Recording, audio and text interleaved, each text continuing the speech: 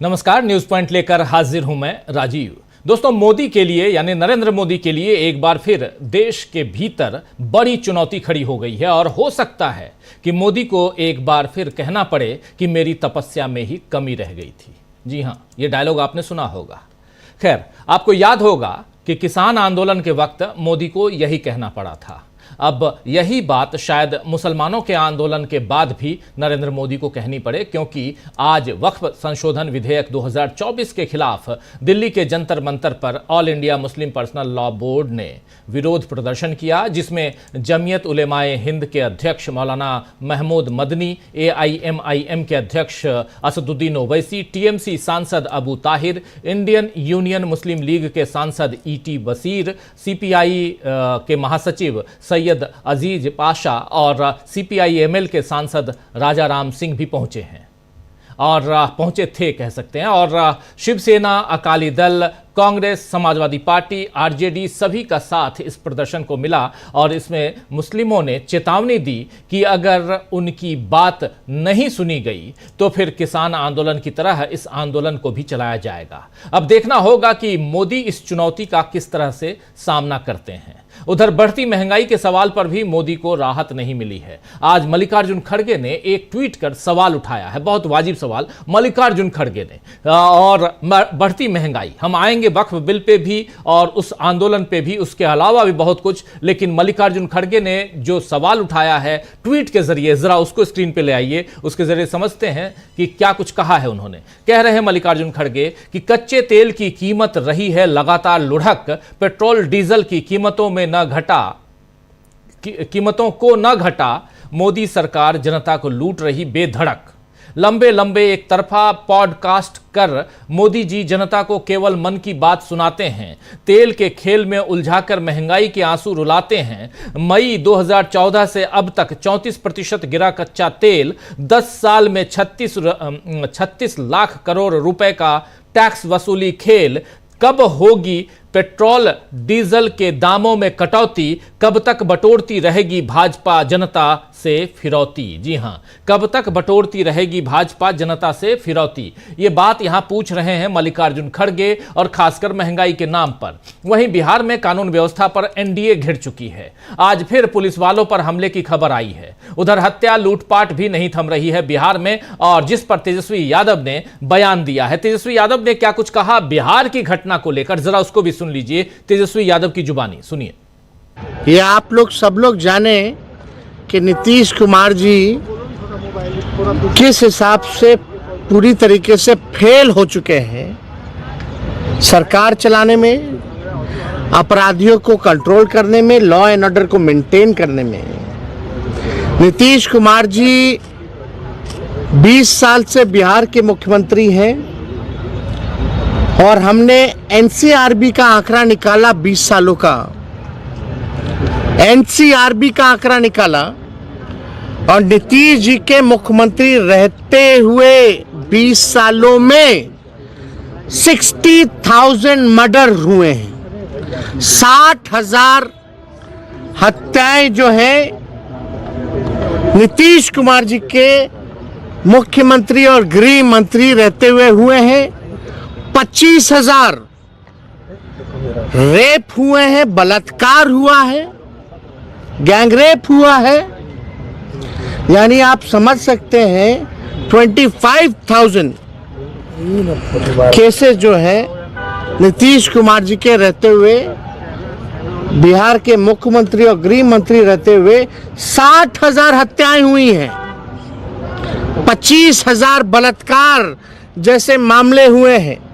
और ये नहीं, सबसे अधिक अगर पुलिस वालों की हत्याएं या पिटाई अगर किसी मुख्यमंत्री और गृह मंत्री के शासन में हुआ है इन 20 सालों में, तो नीतीश कुमार जी के रहते हुए सबसे ज्यादा है पुलिस वालों की। पहले ऐसा नहीं होता था। नीतीश कुमार जी के रहते अभी 3 दिनों की घटनाओं के बारे में अभी बात की जाए तो सूचना मिल रही है कि 112 नंबर जो है मुंगेर में, उनकी भी जो है कुटाई की।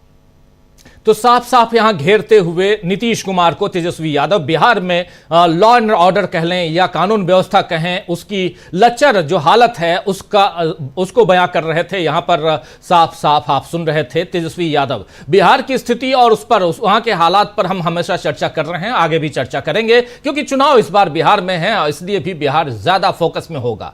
इधर आइए दोस्तों, अब वक्फ संशोधन बिल की बात करते हैं। वक्फ संशोधन बिल पर आज जो सियासत गर्म है उस पर कांग्रेस सांसद इमरान प्रतापगढ़ी ने बीजेपी को आईना दिखाया है। इमरान प्रतापगढ़ी भी पहुंचे थे आज इस प्रदर्शन में। उन्होंने क्या कुछ कहा है जरा सुन लीजिए इमरान प्रतापगढ़ी को, और भी बहुत कुछ दूसरे नेताओं की जुबानी भी सुनेंगे। और सबसे बड़ी बात कि यहां और ये आंदोलन क्या आगे बढ़ने जा रहा है या आज सिर्फ जंतर मंतर पर एक सांकेतिक आंदोलन के रूप में यह रह जाएगा, यह भी समझेंगे। और क्यों वक्फ संशोधन बिल और इसकी बात और इसकी चर्चा करना जरूरी है, यह सब हम आपको बताएंगे। पहले लेकिन सुनिए इमरान प्रतापगढ़ी को कह क्या रहे हैं। बहुत विरोध है इस बिल को लेकर। ये सरकार को समझने की जरूरत है, बहुत विरोध है। आप खुद कह रहे हैं, मीडिया के साथ ही कह रहे हैं कि बहुत विरोध है। ऐसे में सरकार जो तानाशाही थोपने की कोशिश कर रही है उसके खिलाफ लोकतांत्रिक तरीके से अगर संस्थाएं विरोध कर रही हैं तो अच्छी बात है, विरोध करना चाहिए। क्योंकि सरकार क्यों तानाशाही थोपना चाहती है? वक्फ की जमीनें लूट करके अपने उद्योगपति दोस्तों को देना चाहते हैं क्या? सर, लेकिन जो यहाँ पर मीटिंग हुई, जब ज्वाइंट पार्लियामेंट्री कमेटी बनाई गई तो और सरकार का ये कहना है, भारतीय जनता पार्टी के जो लीडर्स हैं उनका ये कहना है कि उसमें तमाम चर्चाएं, जो डिसेंट वोट था उसको भी लगाया गया है और जो भी आपत्तियां थी उनको हर संगठन से बात करके और उसको समाधान खोजने की कोशिश की गई। ये सरकार असहमति की कौन सी आवाज को सुनती है? किस बिल पर इसने असहमति की आवाज को सुना है? इसी देश की पार्लियामेंट में 146 सांसदों को सस्पेंड करा करके 10वें बिल पास कराए गए थे। ये असहमति की आवाज सुनने वाली बात हुई। जेपीसी का गठन क्यों किया आपने, जब जेपीसी के सदस्यों की राय को सुनना ही नहीं था? ये सरकार पूरी तरह से झूठ बोल रही है, सरकार पूरी तरह से तानाशाही पर उतारू है।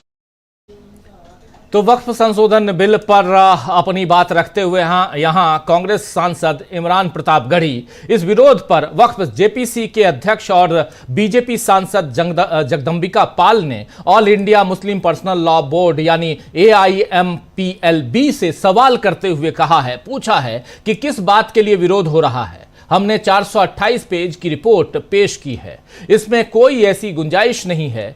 उन्होंने रिपोर्ट किसी भी तरीके से नहीं पढ़ा है। ये बिल गरीब मुसलमान, पसमानदा मुसलमान के लिए है। जब बैठक हो रही थी तो इसमें all India Muslim personal law board के लोगों को भी बुलाया गया था। सभी स्टेक होल्डर सच में शामिल थे। उसके बावजूद विरोध करना ठीक नहीं है। इस बात पर सिर्फ राजनीति की जा रही है, ये कह रहे हैं जगदंबिका पाल। लेकिन असदुद्दीन ओवैसी ने एक नया दांव चला है। उन्होंने कहा है कि यह बिल वक्फ संपत्ति को बचाने के लिए नहीं है और न ही अतिक्रमणकारियों को हटाने के लिए है, बल्कि वक्फ संपत्ति को खत्म करने के लिए है। आइए जरा सुन लेते हैं असदुद्दीन ओवैसी को, उन्हीं की जुबानी सुनिए जरा। नहीं, हमारा काम विरोध करना है क्योंकि ये अनकॉन्स्टिट्यूशनल है। ये बिल वक्फ की जायदाद को बचाने के लिए, एनक्रोचर्स को निकालने के लिए नहीं, ना उसकी इनकम को बढ़ाने के लिए, बल्कि वक्फ की जायदादों को खत्म करने के लिए, मुसलमानों से उनकी मस्जिदें, दरगाहें, खानखाहें, कब्रिस्तान को छीनने के लिए इस तरह का प्रोविजन उसमें रखा गया है। तो इनकी नीयत खराब है और ये चाहते हैं कि देश में और दूरियां बढ़े दो बड़े समुदायों में। तो इसका विरोध, क्योंकि संख्या बल तो है बीजेपी। अरे हाँ, देखिए, हम तो ये कह रहे हैं कि हम विरोध करेंगे अगर चंद्रबाबू नायडू, पासवान साहब और नीतीश कुमार और हमारे अजीत सिंह साहब के बेटे अगर इसका तायीद करेंगे तो इनको जनता जिंदगी भर याद रखेगी। बिहार में ले जाएंगे इस मुद्दे को नीतीश कुमार के खिलाफ ये देखते हुए, क्या बिहार में आप ले जाएंगे इस मुद्दे को? ये तो देश में जाएगा मुद्दा, सिर्फ बिहार के नहीं, देश में जाएगा, बिहार में जाएगा। चलिए, तो सुन रहे थे यहां पर साफ साफ असदुद्दीन ओवैसी कह रहे हैं कि कब्रिस्तान, दरगाह मुसलमानों से छीनने के लिए ये सब कुछ हो रहा है। उनके इरादे खराब हैं और वे देश में दूरियां बढ़ाना चाहते हैं। पत्रकारों से चर्चा कर रहे थे यहां असदुद्दीन ओवैसी और उन्होंने ये भी कहा है कि हम इसका विरोध करेंगे और अब चंद्रबाबू नायडू, चिराग पासवान, नीतीश कुमार इसका समर्थन अगर करते हैं तो जनता उन्हें जीवन भर याद रखेगी। अगर इस बिल का विरोध नहीं करते हैं ये और बिल का समर्थन करते हैं ये तमाम नेता, चंद्रबाबू नायडू हो या चिराग पासवान हो या नीतीश कुमार हो तो जनता उन्हें जीवन भर याद रखेगी और सबक भी सिखाएगी। तो वक्फ संशोधन बिल से लेकर कानून व्यवस्था और महंगाई जैसे तमाम मुद्दों पर बीजेपी जिस तरह घिरी हुई है, और ऐसे में 28 देशों के प्रतिनिधि देश में पहुंचे हुए हैं और खुफिया और सुरक्षा प्रमुखों का चौथा सम्मेलन रविवार यानी कल 16 तारीख को राष्ट्रीय सुरक्षा सलाहकार अजीत डोभाल की मेजबानी में दिल्ली में शुरू हुआ। इन हालात में मोदी कैसे संभालेंगे खुद की सरकार और कैसे संभालेंगे देश, आज इसी पर चर्चा करेंगे। खुफिया और रायसीना हिल्स डायलॉग, इन सब की बात से इतर बात जो है वो ये है कि वक्फ संशोधन बिल लाकर क्या आप अल्पसंख्यकों को ही सिर्फ निशाना बना रहे हैं, या आने वाले समय में ऐसे ही आप मंदिर के लिए भी, मंदिर की जमीनों के लिए भी कोई बिल लेके आएंगे? सवाल तो उठता है। सवाल यह भी उठता है कि जब आपने किसानों के हित का आह्वान करते हुए, जिक्र करते हुए, जब आपने 3 किसान बिल लेकर आए, जब 3 कृषि बिल लेकर आप आए, तो आपने ये कहा कि ये किसानों के हित में है, लेकिन आपने किसानों से बात नहीं की। जब आप जीएसटी लेकर आए तो आपने व्यापारियों से बात नहीं की। जब आपने नोटबंदी की तो आपने यहां की जनता से बात नहीं की। ऐसे बहुत सारे रूल रेगुलेशंस आपने थोपे देश के ऊपर। क्या वक्फ बिल भी उन्हीं में से एक है? क्या आपने जम्मू कश्मीर से 370 हटाते वक्त जम्मू कश्मीर की जनता से बात की थी? नहीं की थी। सवाल बहुत हैं, इन सवालों का जवाब आखिर कौन देगा? क्या हालात बिगाड़ रहे हैं नरेंद्र मोदी, और ऐसे हालात को, खुद बिगाड़े हुए हालात को क्या संभाल पाएंगे?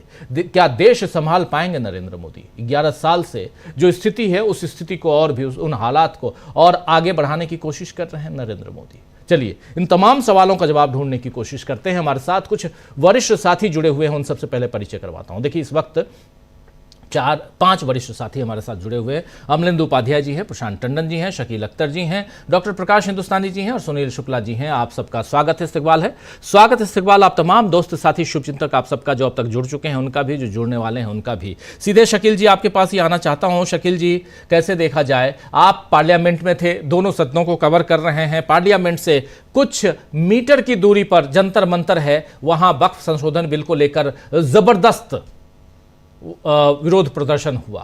वहां से लेकर पार्लियामेंट के अंदर तक क्या कुछ चल रहा था, आपकी जुबानी? आज जिस तरह से जंतर मंतर पर प्रदर्शन हुआ और वहां जो सवाल उठे वो पार्लियामेंट के अंदर भी उठे। दरअसल जो है जेपीसी बनना थी, लोग कह रहे हैं इस बात के ऊपर कि एमएसपी को कानूनी गारंटी मिलना चाहिए, उसके लिए हम क्या कर सकते हैं।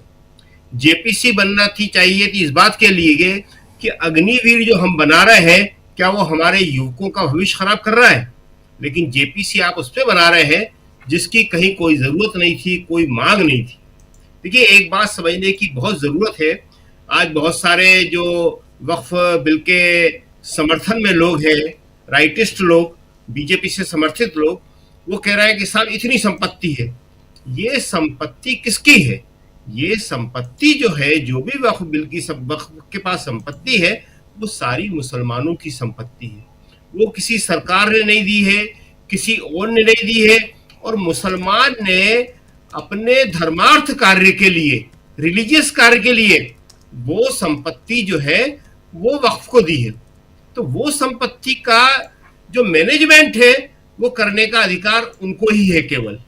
आज बहुत सारे लोगों ने कहा, बड़े वकीलों ने भी कहा कि कोर्ट में ये बिल 1 मिनट को भी नहीं टिक पाएगा। आप किसी हिंदू ट्रस्ट में, किसी क्रिश्चियन ट्रस्ट में, किसी सिख ट्रस्ट में क्या दूसरे धर्म के लोगों को फैसला लेने का अधिकार दे सकते हैं? नहीं दे सकते। उसकी समस्या क्या है, उसकी जरूरतें क्या है, ये देखने का काम उसी का है। लेकिन बीजेपी की राजनीति बिना मुसलमान के चल नहीं सकती। वो हर चीज में मुसलमान को निशाना बनाते हैं। अभी हम सब ने देखा कि होली जैसा त्योहार जो सदियों से मनाया जाता रहा है, अंग्रेजों के टाइम में, मुगलों के टाइम में, राजा रजवाड़ों में, कांग्रेस के टाइम में, कभी कोई विवाद हुआ ही नहीं। जाने उसके बीच में कितने जुमे आए, रमजान के जुमे आए, ईद आई, लेकिन कहीं कोई सवाल ही पैदा नहीं हुआ। यहां खुद इन्होंने सवाल पैदा किया और पूरे देश में एक तनाव पैदा कर दिया। वो तो देश का हिंदू मुसलमान जो है वो आपसी भाईचारे से इस तरह बंधा हुआ है कि उसने कहीं कुछ नहीं होने दिया। छोटी मोटी घटनाएं हुई कुछ, वो भी नहीं होना चाहिए थी, बहुत खराब हुई, लेकिन कहीं कुछ नहीं होने दिया। अब इस वक्फ बिल के बहाने वो देश में फिर से एक ध्रुवीकरण की नई कोशिश शुरू कर रहे हैं।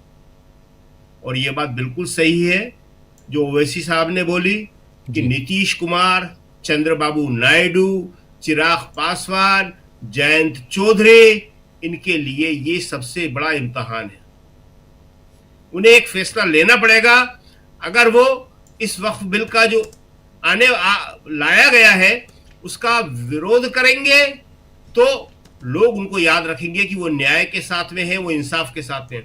और अगर वो सरकार के साथ जाएंगे तो इस बात को कभी कोई भूलने वाला नहीं, क्योंकि आज ये बात मुसलमान की है, कल हिंदू की भी होगी, क्रिश्चियन की भी होगी, सिख की भी होगी। लेकिन इसके अलावा जो सबसे गंभीर खतरा है कि देखिए, मुसलमान तो एक बहाना है। जो बीजेपी का असली उद्देश्य है, आरएसएस का असली उद्देश्य है, वो क्या है? यथास्थितिवाद, प्रतिगामी समाज को बनाना जो उनके हिसाब से मनुवादी बना सकता है। राहुल इसीलिए बार बार संविधान का सवाल उठा रहे हैं। संविधान इसीलिए मोदी जी को अपने सिर माथे पे लगाना पड़ता है, बताना पड़ता है कि नहीं, मैं संविधान को नहीं बदलूंगा। लेकिन उनके जो सारे काम हैं वो संविधान विरोधी है। सबने देखा कि गृह मंत्री अमित शाह किस तरह बोल रहे थे, अंबेडकर अंबेडकर अंबेडकर। बहुत खराब मैसेज गया है। और आज की तारीख में जो दलितों की सबसे बड़ी नेता है, चाहे उनके पास सीट नहीं हो, सीटें कम हो, मायावती, उन्हें यह बोलना पड़ा कि जाति गणना तो अब जरूरी हो गई है। वो जाति गणना के पक्ष में आए और राहुल जाति गणना के द्वारा एक ही बात कह रहे हैं कि भाई जिसकी जितनी भागीदारी है उसको उतनी हिस्सेदारी मिल जाए। जी बिल्कुल। सरकार में नहीं है, एजुकेशन में नहीं है, यहां नहीं है। तो ये जो है वक्फ बिल जो है ये आज की तारीख में बहुत बड़ा इशू बनेगा। लेकिन अगर बीजेपी ये समझती है कि इसके द्वारा वो ध्रुवीकरण कर लेगी तो वो ध्रुवीकरण अब सफल नहीं होगा। ये सारे के सारे नेता जो हैं, जो आज यहाँ इकट्ठा हुए, जो ये बोल रहे हैं, ये मुसलमान के पक्ष में नहीं बोल रहे, ये इंसाफ के पक्ष में बोल रहे हैं कि इंसाफ जो है वो ये कहता है कि जिसकी संपत्ति है उसका मैनेजमेंट वही कर सकता है। टाटा बिरला तो छोड़िए, अब तो बेचारे उनका नाम ही रह गए खाली, अंबानी अडानी की संपत्ति का मैनेजमेंट कोई और कर पाएगा क्या? ओवैसी ने बिल्कुल सही कहा कि ये जो है सारी संपत्ति जो है, दरगाहें जो है, मस्जिदें जो है, कब्रिस्तान जो है, ये अपने दोस्तों को देना चाहती हैं। क्रोनी कैपिटलिज्म जो है उसके अंतर्गत जो 2 4 5 दोस्त से ज्यादा नहीं है उनको ये सब कुछ देना चाहते हैं। तो ये समस्या बहुत गंभीर है और ये मामला बहुत आगे तक जाएगा। जी राजीव। बिल्कुल बिल्कुल, बहुत गंभीर समस्या, मामला बहुत आगे तक जा सकता है। क्या किसान बिल की तरह ये बिल भी कहीं ना कहीं खटाई में पड़ेगा? प्रशांत टंडन जी, आपसे समझना चाहता हूं, और अभी शुरुआत में मैं बोल भी रहा था कि आप जितने भी बिल लेके आए, चाहे आपने नोटबंदी की, चाहे आपने जीएसटी आप थोपे, चाहे आप किसान बिल लेके आए, या आपने 370 हटाया, कब किससे आपने पूछा? सवाल तो ये पूछा जाएगा। और कल वक्फ बिल जिसके बारे में अभी बता रहे थे शकील जी की, कुछ वकीलों का कहना है कि कोर्ट में ये बिल्कुल नहीं टिकेगा। कोर्ट में जब जाएगा तब जाएगा की बात है। लेकिन आज जिस आंदोलन का आगाज हुआ है, सांकेतिक ही सही, आधे दिन ही सही, क्योंकि जैसे ही टाइम खत्म हुआ पुलिस वाले आके बिल्कुल भगाना शुरू कर दिए। वहां पे अपने रिपोर्टर्स भी थे, बता रहे थे जंतर मंतर पे कि कैसे इन लोगों को वहां से भगाना शुरू किया गया, दिल्ली की पुलिस ने भगाना शुरू किया। लेकिन कब तक भगाएंगे, सवाल ये भी उठता है ना, और कहां कहां से भगाएंगे? प्रशांत जी।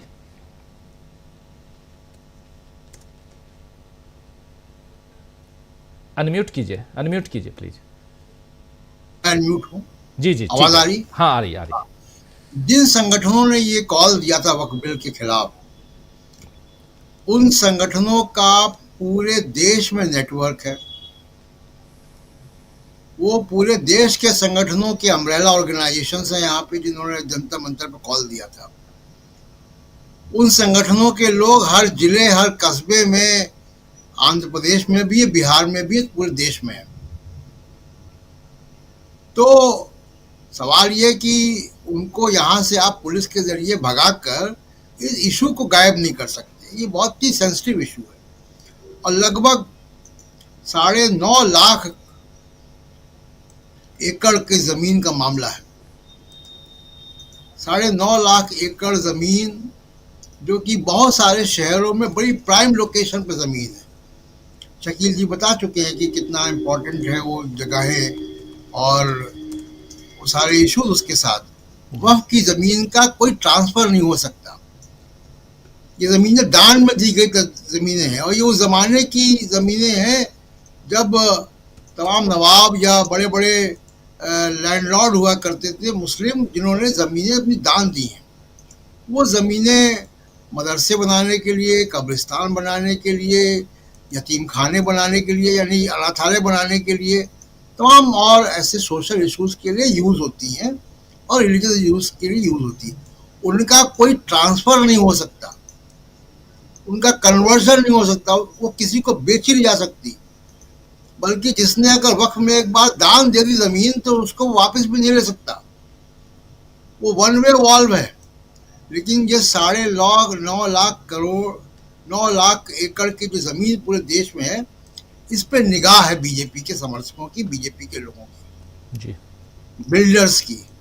क्योंकि तमाम, अगर आप किसी भी शहर में जाएंगे, दिल्ली में आप देख लें कि जो आईटीओ का इलाका है, जो प्रेस का इलाका है, ये सारा इलाका, लगभग पूरा इलाका वो वक्फ का जमीन का है।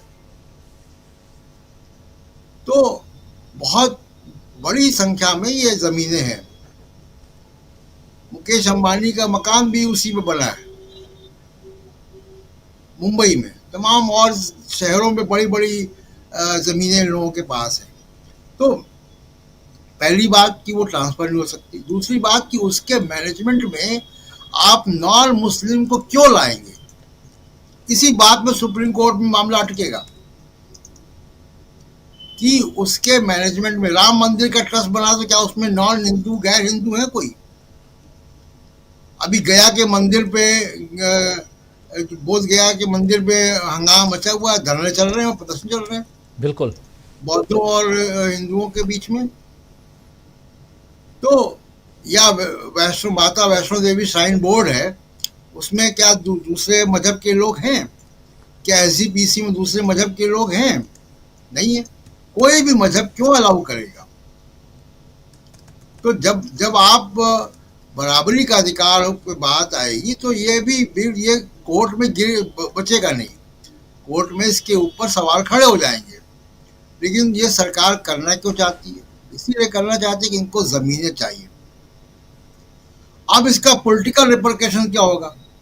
देखिए, ये बहुत इमोशनल मुद्दा है मुसलमानों के बीच में, और ये मुद्दा अगर बिहार के इलेक्शन में जाएगा तो नीतीश कुमार जी, बीजेपी को मान लीजिए कि उतना मुस्लिम वोट नहीं मिलता होगा, नीतीश कुमार को तो मिलता है, नीतीश कुमार को नुकसान होगा, चंद्रबाबू नायडू को नुकसान होगा, बिल्कुल, और तमाम जगह नुकसान होगा। तो ये बीजेपी के लिए पॉलिटिकली बड़ा वाइज भी नहीं होगा कि एंड बिहार चुनाव के पहले आप ये कर रहे हैं। पोलराइज आप इसके माध्यम से करेंगे तो पोलराइज जितना आप कर सकते थे बिहार में आप कर चुके हैं। इससे ज्यादा पोलराइज आप और क्या करेंगे? इतना बुलडोजर और सब करने के बाद भी अगर उत्तर प्रदेश में 62 से 33 आ गए आप, तो बिहार में क्या होगा?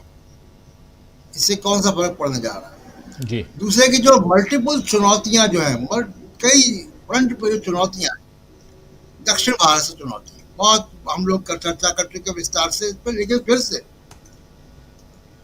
डिलिमिटेशन का मुद्दा, भाषा का मुद्दा, अब उसमें भी चंद्रबाबू नायडू एक ऐसी पोजीशन ले रहे हैं जिसमें उनको पॉलिटिकली नुकसान होगा, क्योंकि भाषा का मुद्दा दक्षिण भारत के राज्यों में बहुत ही संवेदनशील मुद्दा है।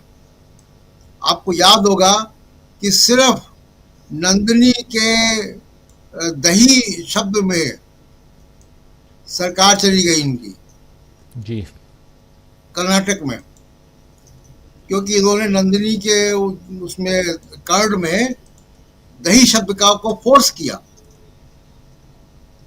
वहां पर वो इशू बन गया था।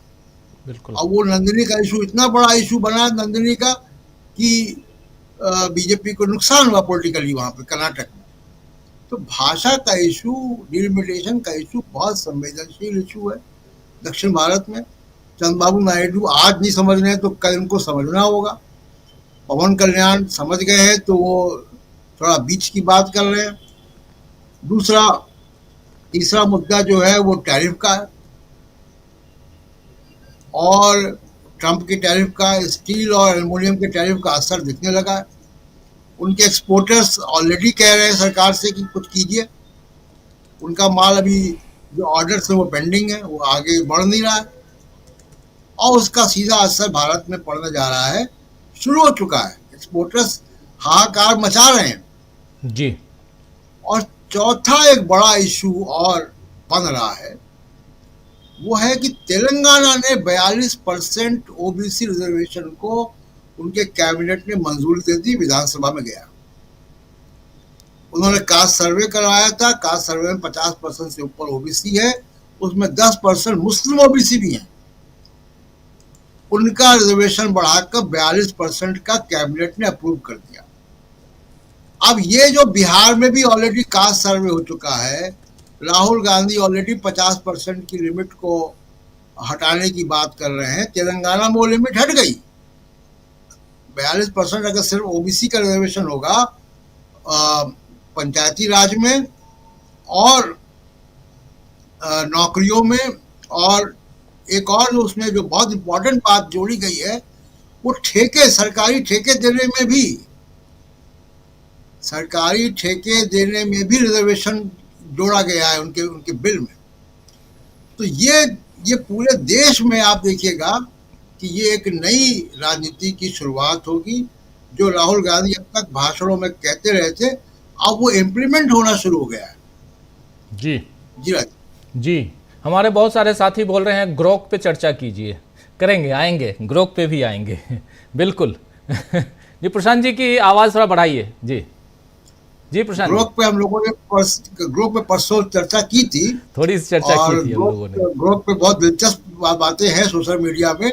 सेकेंड राउंड में आएंगे तो चर्चा करेंगे। बिल्कुल दोस्तों, ग्रोक पे चर्चा जरूर करेंगे। जो साथी ग्रोक नहीं जानते हैं उनको बता दो, ग्रोक एआई है, आर्टिफिशियल इंटेलिजेंस, जिसके जरिए आप अपने सवालों का जवाब ढूंढ सकते हैं और बहुत कुछ। और खासकर इसको इंट्रोड्यूस किया गया है एक्स पे, एलन मस्क ने इसको इंट्रोड्यूस किया है, और वहां सवाल शकील जी कुछ जोड़ रहे हैं। जी शकील जी, ओरिजिनल इंटेलिजेंस के बारे में भी कुछ बताएंगे हम।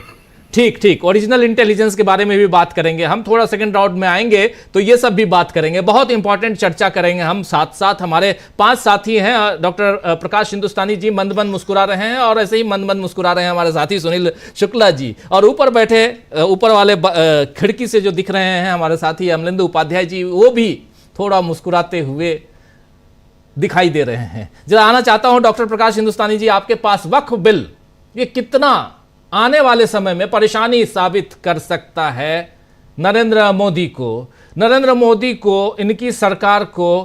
किसान बिल से समझ में नहीं आया क्या? क्योंकि अब कह रहे हैं लोग कि किसान बिल का, और किसानों ने जैसा आंदोलन किया था वैसा ही आंदोलन हम छेड़ देंगे अगर वक्फ बिल को आपने लागू कर दिया तो। कैसे देखा जाए?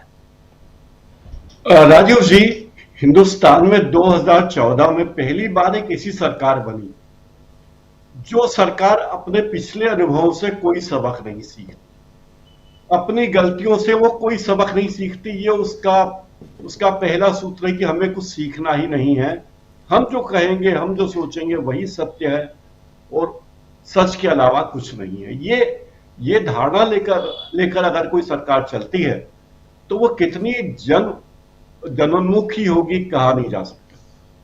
किसान बिल का भी आपने जिक्र किया, वक्फ बिल की बात आप कर ही रहे हैं, और भी वक्त पे जो कानून लेके आते रहे हैं, जो तरीका है, जो नजरिया है, वो सारी बातें बताती हैं कि सरकार के मन में क्या है। कभी औरंगजेब की कब्र की बात होती है, कभी मस्जिद पर तिरपाल लगाने की बात होती है। यानी कोई ना कोई बहाना ऐसा चाहिए, क्योंकि मुश्किलें बहुत ज्यादा हैं। मुश्किलें, महाराष्ट्र की मुश्किलें दूर होने का नाम नहीं ले रही है। फडणवीस जी को कई सवालों के जवाब नहीं सूझ रहे हैं। उधर बिहार में चुनाव आसन्न है और बीजेपी को लगता है कि नीतीश कुमार की सवारी कब तक वो करेगी, कब तक नीतीश कुमार के कंधे पर चलेगी, कठिन है। तीसरी तरफ देखिए, बीजेपी अपने राष्ट्रीय अध्यक्ष का चयन नहीं कर पा रही है, उसे आरएसएस का सपोर्ट नहीं मिल रहा है कि जिससे वो चाहे वो बन जाए, वो नहीं हो रहा है। ऐसे में सरकार के लिए जरूरी है कि वो कोई जनता के हित का फैसला करे, वो तो करेंगे नहीं, लेकिन हमेशा वोटों के ध्रुवीकरण की बात ही सोचेंगे। कभी आप देखिए धार्मिक आयोजन होते हैं तो ये कहा जाता है कि किस तरीके से हिंदुओं की दुकानों पर भगवा झंडा लगना चाहिए या दुकानों पर नाम होना चाहिए। जो हम बीफ एक्सपोर्ट करती हैं हमारी कंपनियां देश की, उन कंपनियों पर कभी रोक नहीं लगाते कि जो बीफ आप एक्सपोर्ट कर रहे हो उस पे वो 10 कंपनियों में से 10 की 10 कंपनियां मुस्लिमों की नहीं है, एक भी मुस्लिम की नहीं है। चाहे अल कबीर एक्सपोर्ट हो, अरेबियन एक्सपोर्ट हो, MKR एक्सपोर्ट हो, अल नूर हो, AOV हो, किसी का मालिक सतीश सब्बरवाल है, कोई सुनील कपूर है, कोई मदन एबट है, कोई सुनील सूद है, कोई OP अरोड़ा है, कोई कमल वर्मा है, कोई शास्त्री कुमार है, राजेंद्रन है, सन्नी खट्टर है, राजेश स्वामी है, कोई भी मुस्लिम नहीं। लेकिन ये अवधारणा बनाने की कोशिश है कि देखिए हम जो कर रहे हैं, हमारी कोशिश ये कि हिंदू एक हो जाएं किसी भी बहाने। और होली और शुक्रवार को लोगों ने बता दिया कि देश में किस तरह लोग मिलजुल कर रहते हैं और मिलजुल कर रहना चाहते हैं। और जिस तरीके से औरंगजेब की कब्र पर सुरक्षा बढ़ाई गई है, अरे औरंगजेब की कब्र का क्या है उस कब्र में?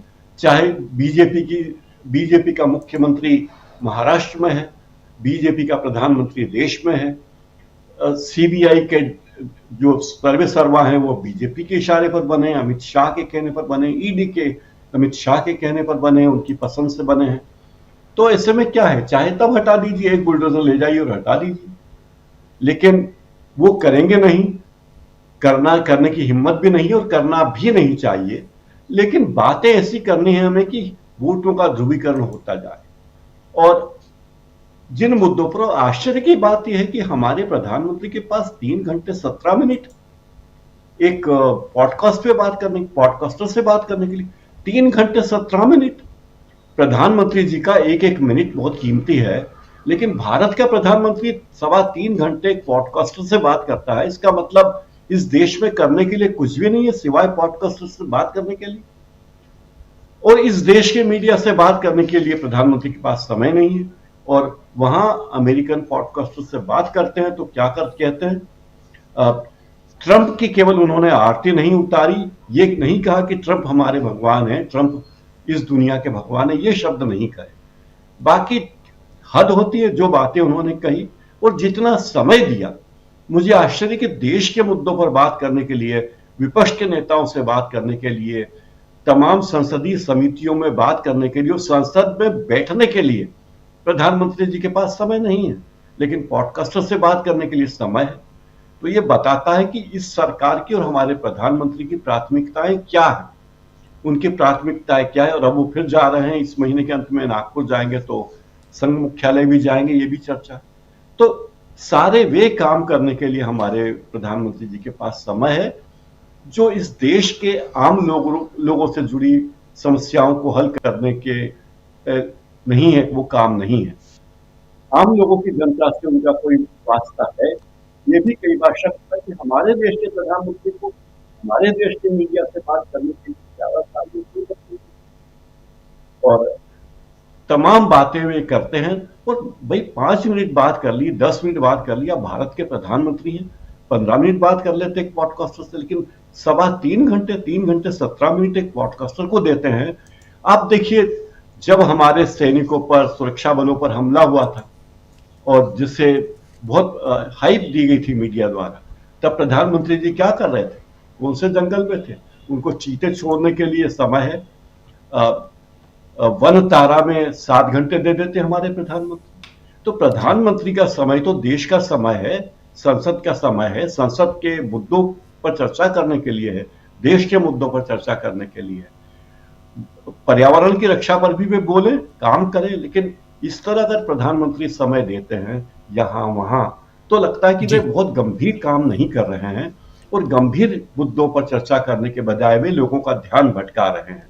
तो मुझे लगता है कि ये तमाम चीजें हैं और बीजेपी को इस पर बीजेपी तो कुछ सोचेगी नहीं, लेकिन देश की जनता सब देख रही है और समझ रही है कि आखिर प्रधानमंत्री की प्राथमिकताएं क्या है, इस देश की सरकार की प्राथमिकताएं क्या है। जबकि शपथ में हर व्यक्ति, हर मंत्री कहता है कि मैं संविधान के अनुसार कार्य करूंगा और भय पक्षपात के बिना काम करूंगा, मैंने पिछली बार भी कहा था, लेकिन वो सारे काम वो कर रहे हैं जो लोगों को डराने वाले हैं, पक्षपात वाले काम कर रहे हैं। तो ये शर्मिंदगी की बात है कि इस देश का प्रधानमंत्री काम के बजाय दिखावे की बातों पर ज्यादा ध्यान दे रहे हैं। ये अच्छी स्थिति नहीं है। राजीव जी जी बिल्कुल, ये अच्छी स्थिति नहीं है। और प्रधानमंत्री नरेंद्र मोदी सवा तीन घंटे पॉडकास्ट के लिए, अमेरिकी पॉडकास्टर मूल रूप से रशियन, और उनको तमाम सवालों का जवाब दे रहे हैं और बिल्कुल भक्ति भाव से ट्रंप साहब के सामने नतमस्तक नजर आते हैं अपनी बातों में। खैर, आना चाहता हूं सुनील शुक्ला जी आपके पास। सुनील जी, आप भी देखते हैं क्या कि ये जो वक्फ संशोधन बिल है 2024 है, वो पास हो जाता है संसद में अगर, तो क्या यहाँ मुस्लिम समुदाय, खासकर जो वक्फ बिल के खिलाफ है, all India personal law board जो है वो खिलाफ है, और इनका साथ देते हुए तमाम दलों के नेता आज दिखाई दिए, क्या एक आंदोलन में ये लोग आंदोलन के लिए या आंदोलन खड़ा करने के लिए ये सड़कों पे आएंगे, लगता है आपको, या बस वैसे ही होगा जैसा 370 के साथ हुआ? किसान आंदोलन को इस आंदोलन से जोड़ा जाए क्या, या दोनों अलग अलग चीजें हैं? किसान एकत्र हो गए, इकट्ठा हो गए, जबकि किसानों में भी जो उत्तर भारत, खासकर उत्तर प्रदेश, बिहार और पंजाब, हरियाणा के किसान ज़्यादा थे। चूंकि उस आंदोलन को बहुत करीब से कवर किया हूं इसलिए मैं बता रहा हूं, दिल्ली के 3 अलग अलग बॉर्डरों पर। लेकिन ये लगता है आपको कि एक आंदोलन के रूप में तब्दील हो सकता है इसका विरोध प्रदर्शन? धन्यवाद राजीव जी। एक तो मैं डॉक्टर प्रकाश हिंदुस्तानी साहब से बहुत विनम्रता पूर्वक असहमत हूं कि प्रधानमंत्री के 3 घंटे से ज्यादा समय को लेकर के इनको आपत्ति है। अगर हम अपने इमेज बिल्डिंग में लगे हुए हैं तो 3 घंटा नहीं 13 घंटा हम खर्च करेंगे। अगर मुझे अपने को मैं अगर आत्मश्लाघा में व्यस्त हूं तो मैं 24 घंटे खर्च करूंगा। तो ये प्रकाश जी का यह जो आपत्ति है, यह मुझे कहीं से भी तर्क संगत नहीं लगता। प्रधानमंत्री जी हैं, उनको पूरी आजादी है कहने की। अगर, और आप ये भी सोचिए कि जो पॉडकास्टर है उन्होंने क्या कहा कि वह आध्यात्मिक रूप से बात करना चाहते हैं। उनके इनिशियल स्टेटमेंट पर सुनिए आप। और उन्होंने ये भी, अगर कोई व्यक्ति आध्यात्मिक रूप से किसी धर्म गुरु से बात करना चाहता है तो प्रकाश जी क्यों नाराज हो रहे हैं? अगर वो ये कहना चाहते हैं कि वो एक आध्यात्मिक ज्ञान प्राप्त करना चाहते हैं हमारे प्रधानमंत्री से, तो प्रकाश जी को खुश होना चाहिए। उन्होंने यह भी कहा कि वह प्रधानमंत्री जी से बात करने के पहले 48 घंटे का उपवास रखा उन्होंने। और आप इस कथन के बाद पत्रकारिता संबंधी साक्षात्कार की आप उम्मीद कर रहे हैं? इसके लिए था ही नहीं वो। यह जो पूरा का पूरा पॉडकास्ट है, यह क्या इस विषय पर है कि प्रधानमंत्री देश के और दुनिया के विभिन्न विषयों पर अपनी राय रखना चाहते हैं? जो ज्वलंत सवाल इस देश के भीतर हैं, दुनिया के पैमाने पर उठ रहे हैं, उन पर कोई बात करना चाहते हैं? अभी भी 10 सालों तक देश का प्रधानमंत्री रहने के बावजूद अगर आप अपने बचपन में ही जी रहे हैं कि हमारा बचपन कितनी गरीबी से बीता, कितने हमने संघर्ष की, अगर अभी वही उल्लेख आपके पास बचा हुआ है, 10 साल की उपलब्धियों की बात करने के लिए आपके पास कुछ भी नहीं है, तो यह पॉडकास्ट सुनने लायक भी है कि नहीं है? यह सवाल होना चाहिए। सवाल है कि आखिर किस बात के लिए पॉडकास्ट सुना जाए? सब जितने सरकार के केंद्रीय मंत्री हैं सब इसको ट्वीट कर रहे हैं, रीट्वीट कर रहे हैं, सोशल मीडिया पर, मेन स्ट्रीम मीडिया पर धुआंधार चल रहा है। हम अपने प्रधानमंत्री से क्या सुनना चाहते हैं? एक भविष्य का आश्वासन और वर्तमान की बेहतरी। क्या इस पूरे के 3 घंटे के प्रवचन में यह बात कहीं से दिखाई पड़ती है? अगर शेयर मार्केट में निवेश करने वाले लोग अपने लाखों करोड़ रुपए के डूब जाने को लेकर के आशंकित हैं, तो क्या इस पॉडकास्ट में कोई उसका जवाब है? अगर अमेरिका के द्वारा टैरिफ को बढ़ाए जाने का जो मुद्दा गर्म है पूरी दुनिया में, उसके ऊपर उन्होंने जो प्रधानमंत्री भारत को उन्होंने एक्सपोज करने की बात कही, क्या इस प्रश्न का जवाब है? क्या अमेरिका के द्वारा जो गैर अभिलेखों के कारण जिन लोगों को वहां से देश में वापस भेजा गया है, हथकड़ियों में, जंजीरों में और बेड़ियों में, उन सवालों का जवाब है? और अगर नहीं है तो यह केवल और केवल अपने बारे में बताने के अलावा क्या है? और अगर कोई व्यक्ति अपने बारे में 3 घंटा बता रहा है तो मुझे तो लगता है कि प्रकाश जी को यह समय कम लगना चाहिए और समय मिलना चाहिए उनको अपनी बात बताने के लिए। सवाल इस बात का है ना कि अगर आप देश के सवाल पर बात नहीं करना चाहते हैं तो किन विषयों पर आप बात करेंगे? प्रधानमंत्री से लोग क्या सुनना चाहते हैं कि नहीं, ऐसे किसी विषय पर कोई चर्चा नहीं हो उसमें। और हम तो जब मैंने इनिशियल स्टेटमेंट सुना तभी मैंने कहा कि सुनने का विषय नहीं, अगर मेरी कोई आध्यात्म रुचि है तो निश्चित रूप से आप सुनेंगे। खैर, अब बात आपने कही वक्फ बिल की। सवाल यह है कि अगर वक्फ का मसला केवल ये मसला नहीं है, वक्फ की संपत्ति कौन सी संपत्ति है? लोगों ने अपनी निजी संपत्तियां धार्मिक कार्यों के लिए अपने दान कर दिया। हम दान क्यों करते हैं? हम दान किसी व्यावसायिक उद्देश्य से करते नहीं है, और हमें चाहते हैं कि जिसको हमने दान किया है वह व्यक्ति उसका उपयोग करे, उसका रखरखाव करे। आपको इस बात पे भी आपत्ति होती है कि हमारे द्वारा दान की गई संपत्तियां बेची जा रही हैं, इस पे आपत्ति भी होती है लोगों को। वक्फ पूरी तरह से खुदा को दी गई संपत्ति है जो लोगों ने अपने मालिकाने हक में रहने वाली संपत्तियों को दिया। उसके रख रखाव के लिए एक वक्फ बोर्ड बना हुआ है जो कानून सम्मत है, संसद ने उसके बारे में कानून बनाया।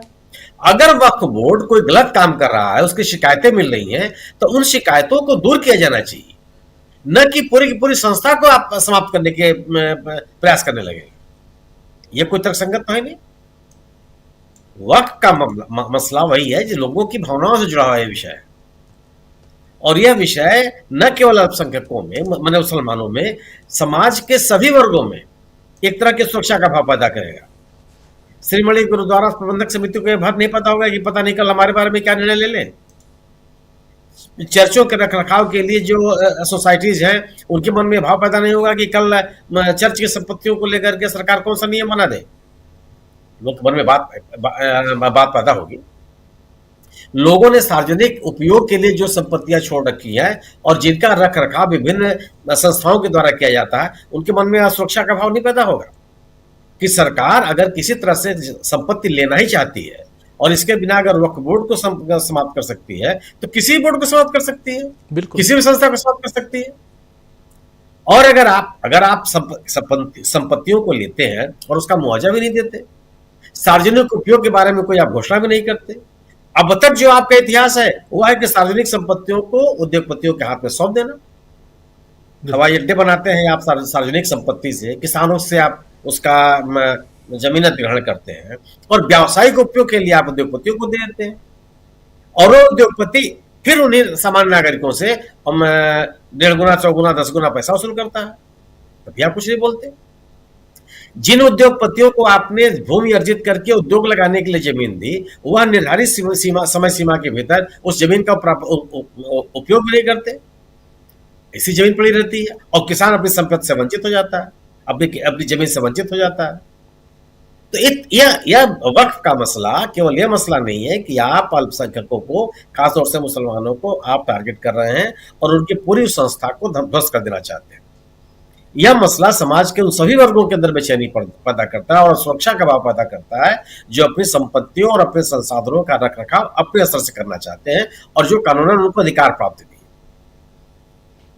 है। भारतीय जनता पार्टी भावनात्मक मुद्दों को उठाने में माहिर है, लेकिन इस भावनात्मक मुद्दे से अगर वह ध्रुवीकरण की बात सोचती है वो संभव नहीं है, क्योंकि इससे किसी भी वर्ग को कोई फायदा होता दिखता नहीं। सवाल निश्चित रूप से वक्फ की संपत्तियों को लेकर ढेर सारी शिकायतें हैं, लेकिन उन शिकायतों का समाधान कीजिए आप। पिछले 10 वर्षों से केंद्र में भारतीय जनता पार्टी है, 20 वर्षों से अधिक समय से मध्य प्रदेश में सरकार में है, वर्ष 2002-3 से गुजरात में सरकार में है ये भारतीय जनता पार्टी। वहां जो वक्फ की शिकायतें, उन शिकायतों को दूर करने के लिए कौन से आपने प्रयास किए? बिहार में जहां भी ये मुद्दा, वहां भी ये मुद्दा बहुत गर्म है। उस राज्य में भी आप इन के प्रकार है, किसी तरह से आप सत्ता में लंबे समय तक है, वहां आपने वक्फ से संबंधित विवादों के समाधान के लिए कौन से प्रयास किए? समस्या का समाधान करने के बजाय अगर आप उस पूरी की पूरी व्यवस्था को ध्वस्त करने का प्रयास करेंगे तो मुझे तो नहीं लगता कि इसके लिए आपको जन समर्थन मिलेगा। और अगर किसी मुद्दे पर, और यह विषय इस बात के लिए भी गंभीर होगा कि आप किसी समस्या का समाधान नहीं करना चाहते, बल्कि देश के सामने जो ज्वलंत समस्याएं हैं उससे लोगों का ध्यान हटाना चाहते हैं। जी, आज इस देश का नागरिक ये जानना चाहता है कि सरकार महंगाई को रोकने के लिए क्या कर रही है। आज इस देश के लोग ये जानना चाहते हैं कि पिछले 5-6 महीने से जो लगातार शेयर मार्केट में गिरावट आ रही है, लोगों के पैसे डूब रहे हैं, उसको बचाने के लिए सरकार क्या कर रही है। लोगों के सामने विषय है कि रुपए का जो अवमूल्यन होता जा रहा है और डॉलर मजबूत होता जा रहा है, इस स्थिति से निपटने के लिए भारत की सरकार क्या कर रही है।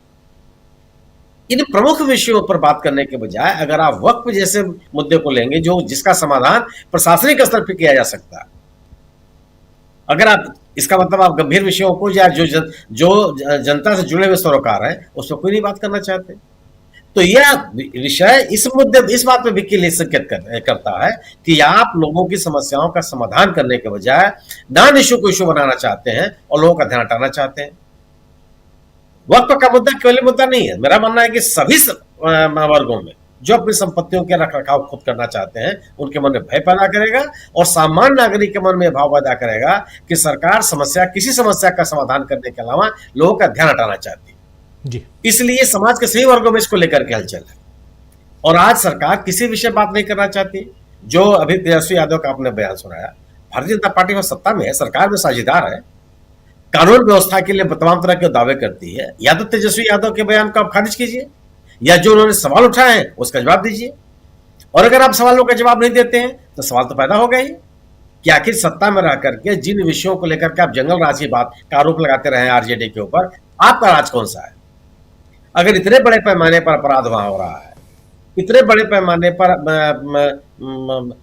कानून व्यवस्था को लेकर के लोगों के मन में किसी तरह का आश्वासन नहीं है, तो फिर आप किस बात के लिए शासन में, फिर किस बात के लिए आप लालू यादव और आरजेडी की आलोचना करते रहते हैं।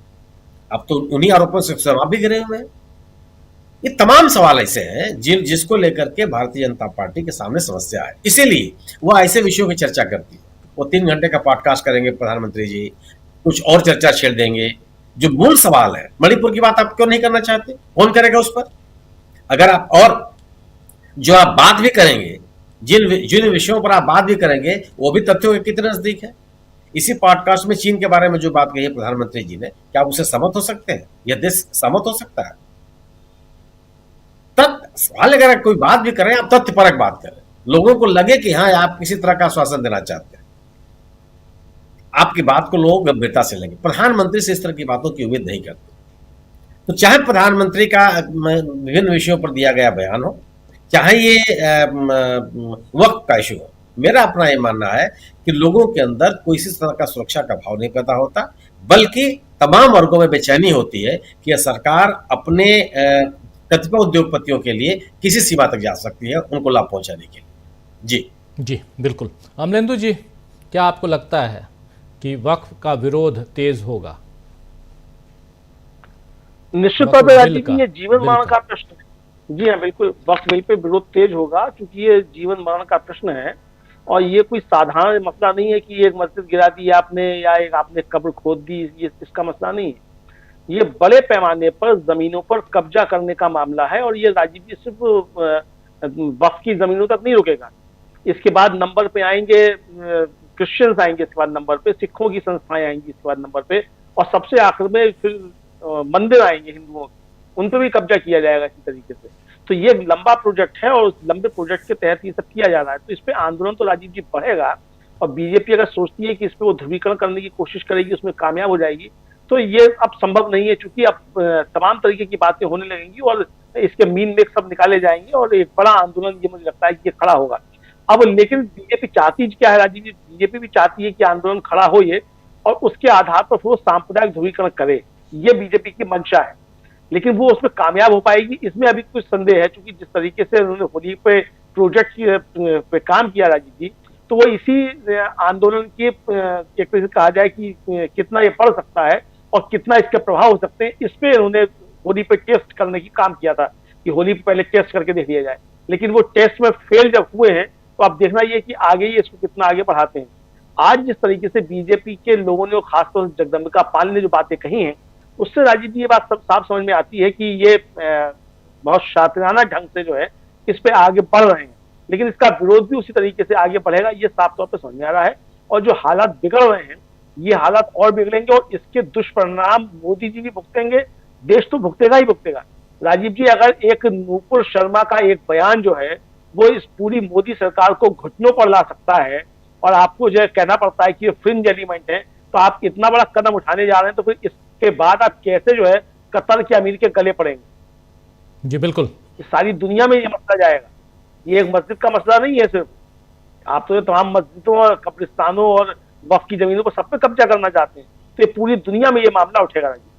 बिल्कुल बिल्कुल, पूरी दुनिया में। लेकिन ओरिजिनल इंटेलिजेंस की बात कर रहे थे शकील अख्तर जी, जरा ओरिजिनल, आर्टिफिशियल नहीं, ओरिजिनल इंटेलिजेंस की बात बताइए जरा।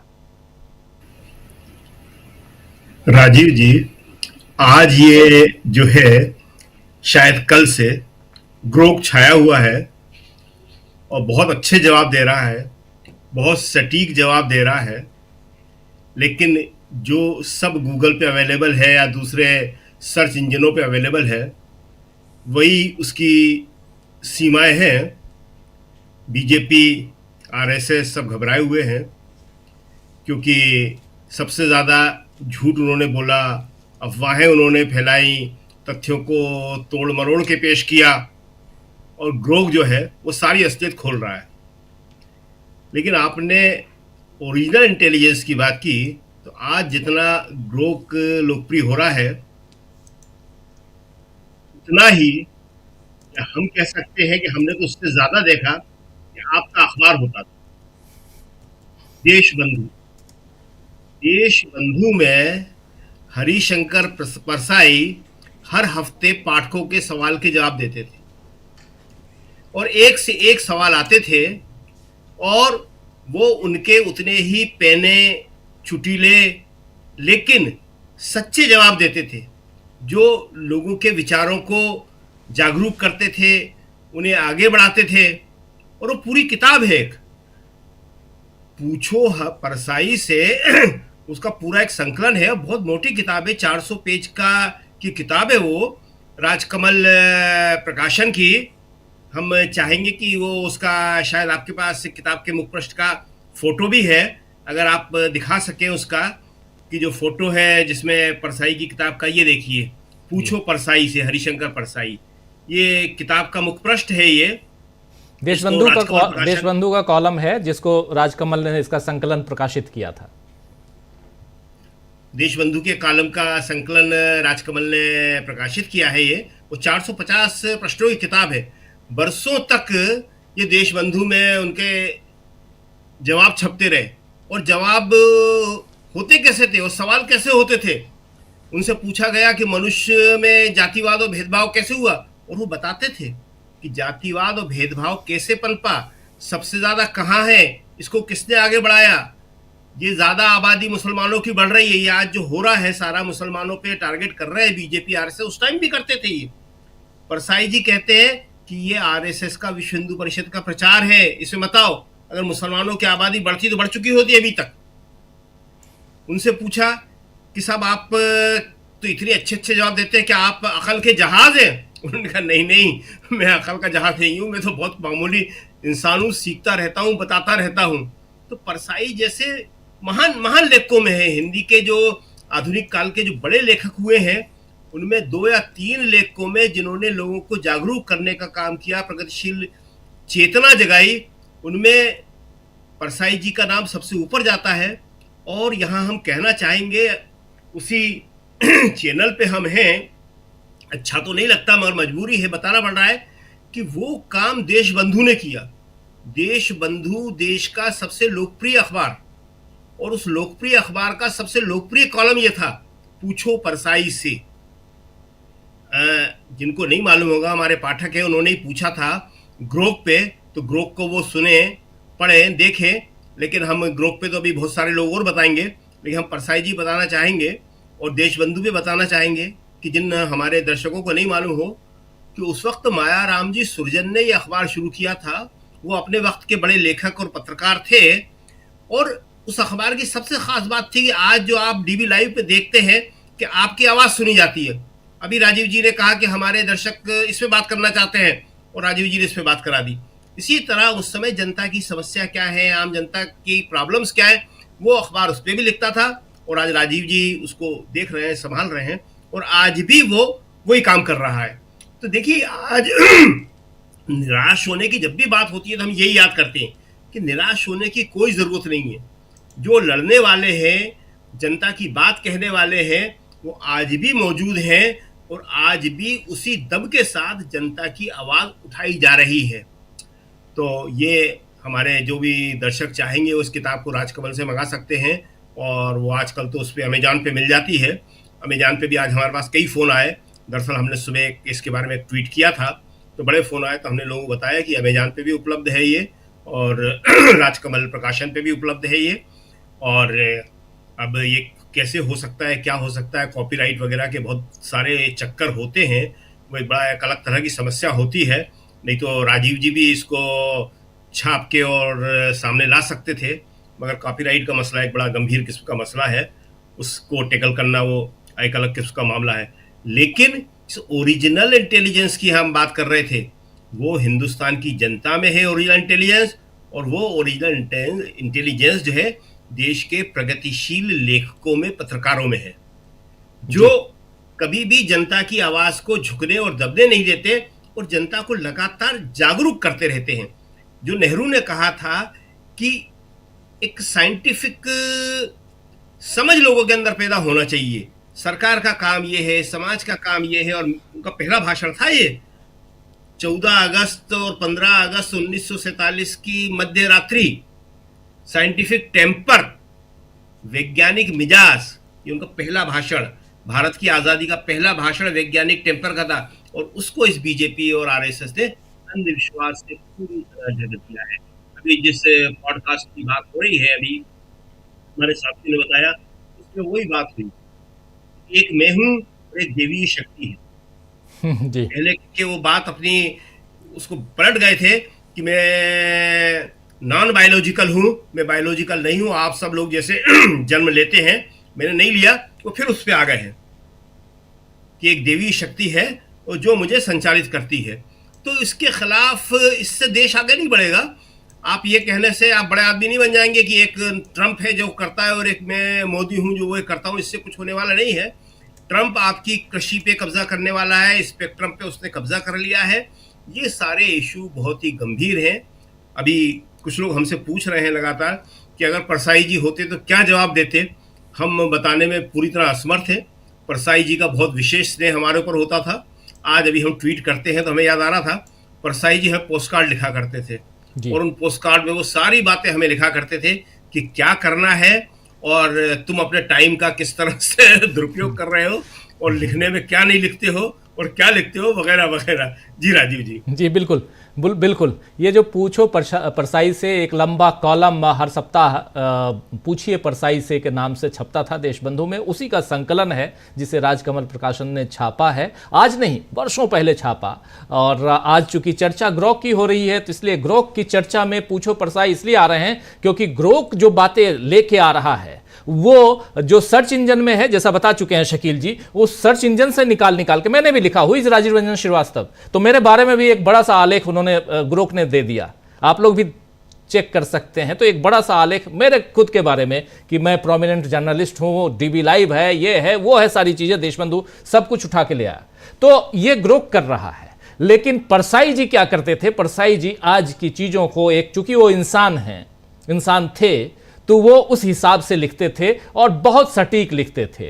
राजकमल प्रकाशन ने छापा, राजकमल प्रकाशन को हमने एनओसी दिया, नो ऑब्जेक्शन सर्टिफिकेट दिया कि आप हमारे यहाँ छपे हुए पूरे इन आलेखों को, इनके जो सवाल जवाब हैं, इसको आप छाप सकते हैं। तो वो उन्होंने ताकि उनके ऊपर कॉपीराइट का केस हम न कर पाए। खैर, लेकिन ये एक इंटरेस्टिंग चीज इसलिए है दोस्तों, क्योंकि दूर दूर तक फैले, एक अच्छी बात फैले, लोगों के बीच में एक प्रसार ऐसी चीजों का हो जहां कुछ अच्छा हो, ये हमारी कोशिश होती है। लेकिन ग्रोक साहब क्या कर रहे हैं, जरा ये समझते हैं। ग्रोक कौन है और क्या कर रहे हैं? और नरेंद्र मोदी की फेक डिग्री की जब बात निकलती है कि नरेंद्र मोदी की डिग्री फेक है क्या, तो ग्रोक साहब जो हैं वो नरेंद्र मोदी के साथ साथ स्मृति ईरानी को भी लपेट लेते हैं। आखिर क्यों? प्रशांत टंडन जी, आप बहुत मजे ले रहे हैं 3 दिनों से ग्रोक के साथ, मैं देख रहा हूं, और कह रहे हैं लगे रहो ग्रोक। आखिर क्या क्या पूछ डाला आपने ग्रोक से? ग्रोक से तो बहुत लोग पूछ रहे हैं और बहुत मजेदार सोशल मीडिया पे चल रहा है पूरा मामला। वो उससे पूछा जाता है कि मोदी साहब की डिग्री के बारे में, तो वो स्मृति ईरानी की डिग्री के बारे में बता देता है। यानी वो पूछने वाले का वैचारिक रुझान भी जानता है। वो केवल आर्टिफिशियल इंटेलिजेंस, मामूली आर्टिफिशियल इंटेलिजेंस नहीं है, वो ये भी पढ़ रहा है कि पूछने वाले की मंशा क्या है। अब वो चीन पे जो लाल आंख वाला बयान मोदी जी ने, वो भी जानता है। वो तमाम सारी बातें वो कर रहा है। पीएम प्रधानमंत्री मोदी के फॉलोअर्स के बारे में भी जानता है कि कितना असली है, कितना नकली है। लेकिन जरा इसके बारे में और बातें करते हैं। देखिए, ग्रोक जो है, ये जैसे चैटबॉट आया, चैट जीपीटी आया, या दूसरे और अभी चीन ने बना लिया डीप सीक, तो उस तरीके का वो एक चैटबॉट है। लेकिन ये सोशल मीडिया पे ज़्यादा ट्रेंड लगता है, क्योंकि सोशल मीडिया के नैरेटिव को पकड़ रहा है। ये ट्विटर के जो एक्स के मालिक हैं, टेस्ला के मालिक हैं, उनका डेवलप किया हुआ है। पहले इन्होंने इसको ट्रूथ जीपीटी के नाम से सोचा, बाद में इसको ग्रोक का नाम दिया। ग्रोक एक इंटेलिजेंट पर्सन का नाम, कैरेक्टर का नाम था एक फिक्शन में, साइंस फिक्शन में, वहाँ से उन्होंने उठाया। खैर, ये जो चैट बॉट है, ये जो चैट जीपीटी है, पॉलिटिकली करेक्ट है। यानी वो थोड़ा सा संभल के जवाब देता है पॉलिटिकल सवालों पर। ग्रोक बहुत ब्लंट है, वो सीधे उसको जो मिल रहा है वो दे रहा है, इसलिए लोगों को मजा आ रहा है। चैट जीपीटी थोड़ा बैलेंस व्यू करता है, ग्रोक जो है वो सीधे एक सोशल मीडिया की लैंग्वेज पे बात कर रहा है। उससे आप यार करके पूछेंगे तो वो यार करके जवाब देगा। तो एक बात। दूसरी बात ये कि देखिए, इसको जरा गंभीरता से हम सोचते हैं कि ये कर क्या रहा है, इससे होगा क्या। 3 दिन से सोशल मीडिया पे वो छाया हुआ है, सारा ट्रैफिक उसी को ले रहा है। तो जो ट्रैफिक फेसबुक को या व्हाट्सएप को या और जगह मिलता था, वो अभी ग्रोक समेट रहा है सारा। तो जैसे इकॉनमी जो है वो नंबर ऑफ ट्रांजैक्शंस है, तो जो डिजिटल और सोशल मीडिया है वो नंबर ऑफ एंगेजमेंट है। हमारा ये यूट्यूब चैनल अभी कितने लोग देख रहे हैं, कितने लोग उस पर लिख रहे हैं, ये एंगेजमेंट है। लाइक जितने लोग कर रहे हैं वो एंगेजमेंट है। इस मामले में ग्रोक बहुत आगे निकल गया है। अब ये करेगा क्या भारत में? देखिए, बीजेपी की जो पूरी पॉलिटिक्स है वो इतिहास गढ़ने में, इतिहास के बारे में झूठ बोलने में, नफरत मामले में, फेक न्यूज पे टिकी हुई है। अभी पंडित नेहरू हटे तो औरंगजेब आ गए। तो चाहे वो संभल का मामला हो, चाहे वो राम जन्मभूमि बाबरी मस्जिद का मामला हो, चाहे मुगल का मामला हो, बीजेपी की पूरी पॉलिटिक्स जो है वो इतिहास के फेक नैरेटिव गढ़ने में है। वो सुभाष चंद्र बोस और नेहरू के बारे में बात करेंगे, वो भगत सिंह और नेहरू के बारे में बात करेंगे, वो गांधी के बारे में, तमाम बातें करते हैं, और वो गढ़ा हुआ इतिहास, किस्से कहानियों का इतिहास, जिसको जिसको डिफाइन लोगों ने कर दिया, बहुत लोकप्रिय हो गया, व्हाट्सएप यूनिवर्सिटी। तो इस व्हाट्सएप यूनिवर्सिटी ने बहुत समाज में नफरत और बीजेपी को बहुत एडवांटेज दिया। ये ग्रोक अब क्या कर रहा है, ग्रोक वो तमाम जो इंडस्ट्रियल स्केल पे झूठ फैलाया जा रहा था उसको तार तार कर रहा है, उसका पर्दाफाश कर रहा है। लोग सवाल पूछ रहे हैं, जवाब दे रहा है, और वो पॉलिटिकली करेक्ट नहीं है तो सीधे सीधे जवाब दे रहा है, तमाम चीजों पे जवाब दे रहा है वो। तो इसलिए ग्रोक का बीजेपी के लिए एक नया चुनौती है कि ये जो फर्जी इतिहास गढ़ने की जो राजनीति है वो थोड़ा सा कमजोर होगी। आप देखिए, कांग्रेस या विपक्षी पार्टियां हैं, अखिलेश यादव है, राहुल गांधी है, ग्रोक इनका क्या बिगाड़ेगा? राहुल गांधी या कांग्रेस की पॉलिटिक्स इतिहास को रीडिफाइन करने में है ही नहीं। समाजवादी पार्टी या आरजेडी की पॉलिटिक्स या डीएमके की पॉलिटिक्स इतिहास, झूठा इतिहास बताने में है ही नहीं। झूठा इतिहास पे बीजेपी का नैरेटिव पूरा का पूरा टिका हुआ है जी। तो ये बीजेपी के लिए बड़ी समस्या ग्रोक जो है बनने वाला है।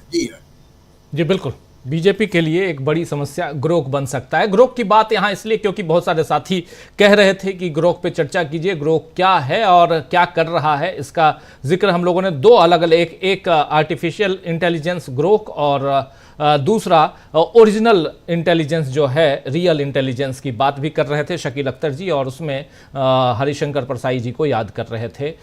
हरिशंकर परसाई जी व्यंग्य विधा के एक कहें तो उसमें बहुत बड़े साहित्यकार, और व्यंग्य के आधार पर ही वो अपनी बातों को आगे बढ़ाते थे। बहुत कुछ उनका लिखा हुआ आप लोगों ने पढ़ा भी होगा, और चूंकि देशबंधु से जुड़े रहे लगातार, लंबा उन्होंने देशबंधु के अलावा और कहीं लिखा नहीं उस ढंग से जितना देशबंधु में लिखा, तो इसलिए हमारे अखबार का जिक्र कर रहा हूँ, इसलिए उनका जिक्र यहाँ आया है। खैर, लेकिन आगे बढ़ते हैं और डॉक्टर प्रकाश हिंदुस्तानी जी आपके पास आना चाहता हूँ, ज़रा समझूँ आपसे। अब इससे इतर, ग्रोक से इतर ज़रा पॉलिटिकल इसमें आएँ और बिहार को देखें, और अगर उधर आंध्र प्रदेश को देखें जिसका जिक्र कर रहे थे सुनील शुक्ला जी, और इन सब को जोड़ने की कोशिश कर रहे थे कि जैसे दक्षिण में क्या कुछ चल रहा है और कैसे वक्फ बिल का जो है वो असर इस पे भी पड़ सकता है। और असदुद्दीन ओवैसी ने जो बात कही है जिसमें उन्होंने नीतीश कुमार को भी और चिराग पासवान को भी और चंद्रबाबू नायडू को भी, क्या इस बिल के कारण ये तीनों कहीं ना कहीं फंसे हुए, दबे हुए दिखाई देते हैं? राजीव जी, मुझे लगता है कि यहां बीजेपी की सरकार ने गलत जगह पर हाथ डाल दिया। वक्फ बिल के बारे में कुछ चर्चा करने, कुछ कोशिश करने के पहले उन्हें तमाम नेताओं से बातचीत कर लेनी चाहिए थी। सर्वदलीय बैठक कर लेते तो बेहतर होता, सभी के मन की बात हो जाती। लेकिन ये जो कोशिश होती कि हमें किसी की राय नहीं चाहिए, तमाम रायचंद हमारे पास है, हमारे रायचंद जो कहेंगे हम वही करेंगे, हमें देश के किसी बुद्धिजीवी की, किसी व्यक्ति की जरूरत नहीं। तो ये बहुत ही एक खतरनाक सोच, क्योंकि इस देश में आप देखिए कि आजादी के पहले ब्यूरोक्रेसी में 45% लोग ब्यूरोक्रेट थे, वो अल्पसंख्यक समुदाय के थे, मुस्लिम थे। तमाम कोर्ट कचहरियों में जो लोग होते थे वे कौन थे ये सब जानते हैं। लेकिन आप किसी एक वर्ग के लोगों को एक तरफ करने की कोशिश करेंगे और उन पर अप्रत्यक्ष रूप से आमतौर पर यह फैलाया जा रहा है कि वक्फ वाले लोग जो हैं वो देश के हित में काम नहीं करते, उनके पास अकूत संपदा है, वे उसका उपयोग गलत कामों में करते हैं। इस तरह की तमाम बातें यहां वहां कही जा रही, और ये बातें जब कही जा रही हैं तो उसके पीछे कारण क्या है? यह है कि हम अपने आप करें। दूसरी बात यह कि बीजेपी को यह लगता है कि जो अल्पसंख्यक वोट है उनका ध्रुवीकरण हो, ताकि उसके प्रतिरोध में अधिकांश बहुसंख्यक लोग हैं उनका भी ध्रुवीकरण। तो ये बीजेपी हिंदुओं का ध्रुवीकरण करने के लिए, बहुसंख्यक समाज का ध्रुवीकरण करने के लिए कदम उठा रही है, लेकिन ये बहुत आगे जाकर जटिल काम होगा। अब तक बीजेपी ने जो कुछ काम किया है, जो दावा करते हैं कि हम तो कर दिखाते हैं, हमने 370 कर दिया है, 3 तलाक पे हमने कर दी, वो बातें अब पुरानी हो गई हैं। और अब जो नए मुद्दे जहां वो हाथ डालते जा रहे हैं वो बहुत गंभीर है। अब बिहार की बात करें, बिहार में जो तेजस्वी यादव ने बात कही है वो आंकड़ा तो दिल दहला देने वाला है। दुनिया में कोई भी आदमी, भारत का या बिहार का नहीं, दुनिया में कोई भी आदमी अगर ये आंकड़े देखेगा तो दिल दहला देने वाली बात है। आखिर एक व्यक्ति की हत्या भी इतनी गंभीर होती है, तो जब हजारों हत्याएं हो, जब एक महिला के साथ जबरदस्ती होती है तो पूरा दिल्ली खड़ा हो जाता है, पूरा देश खड़ा हो जाता है। तो जब हजारों महिलाओं के साथ, हजारों बहनों के साथ इस तरह की जातियां होती है तो कितनी, मतलब उसकी मैंने वो आंकड़ा मुझे नहीं मालूम था, और जब मैंने आंकड़ा ये बयान सुना तो मैं भीतर ही भीतर उबल पड़ा कि ये अगर इस देश के एक राज्य में हो रहा है तो बाकी जगहों पर क्या हो रहा हो। क्योंकि हम कानून का पालन करने की बातें करते हैं, केवल कानून की बातें करते हैं, और हमने उसको फैशन बना दिया कि हम एक कानून का पालन करने वाले लोग हैं हम। लेकिन फैशन की बात नहीं है ये, वास्तव में कानून का पालन करना चाहिए, कानून का राज बिहार में आना चाहिए, ये बहुत ही जरूरी है। दूसरी बात, अभी ग्रुप के बारे में मैं भी 1-2 वाक्य बोल देना चाहता हूँ, 1-2 मिनट। ये लोभ इसलिए मुझे है क्योंकि जो देश का पहला हिंदी इंटरनेट पोर्टल बना था webdunia.com, तो मैं उसका संस्थापक संपादक हूँ, और हिंदी में अगर इंटरनेट पर कुछ है तो उसमें थोड़ा बहुत योगदान हमारा भी है, मेरा भी है। तब वेब दुनिया ने हिंदी का पहला सर्च इंजन बनाया था जिसका नाम था ई खोज। नई दुनिया के मालिकान की तरफ से यह था, और वो ई खोज में बॉट्स काम नहीं करते थे, वो मैनुअली किया गया था। सर्च इंजन में जो ई सर्च बनाया गया था, मैनुअली सर्च था। अशोक चतुर्वेदी उसके संपादक थे ई खोज के। और ई पत्र जो पहला हिंदी में ईमेल शुरू हुआ था वो भी वेब दुनिया वालों की तरफ से था।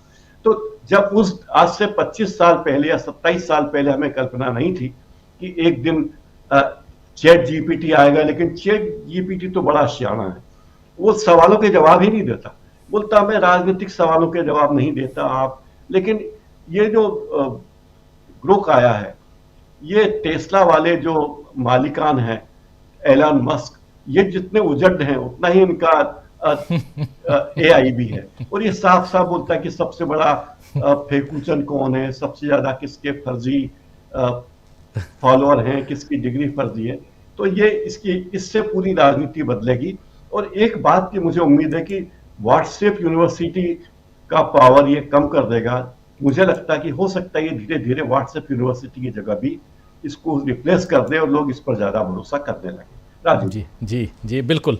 चलिए, कुछ तो सही दे जाएगा ग्रोक। और बहुत इम्पॉर्टेंट है कि दोनों पहलुओं को समझने की कोशिश, और उसी सर्च इंजन के ज़रिए, लेकिन ग्रोक की चर्चा होती रहेगी। अभी अभी शुरुआत हुई है और काफ़ी चर्चा में आ गया है और ट्रेंडिंग में वही है, इसलिए उसकी चर्चा यहाँ भी ट्रेंडिंग में वही दिख रहा है। क्योंकि हम लोग कुछ और वक्फ बिल की बात कर रहे हैं, देखिए बीच बीच में टपक पड़ रहा है।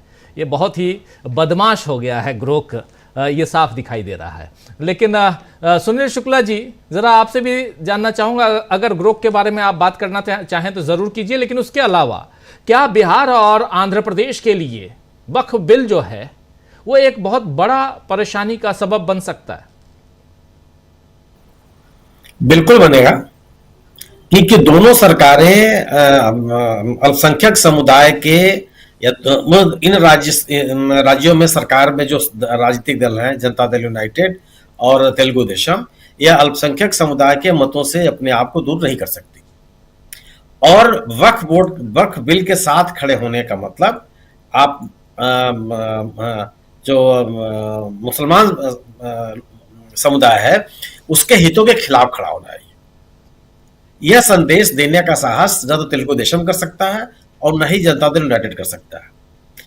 मुसलमानों के पक्षधर होने के लिए का दावा करने के लिए तेलुगु देशम ने अपने घोषणा पत्र में ही 4% आरक्षण देने की बात कही थी।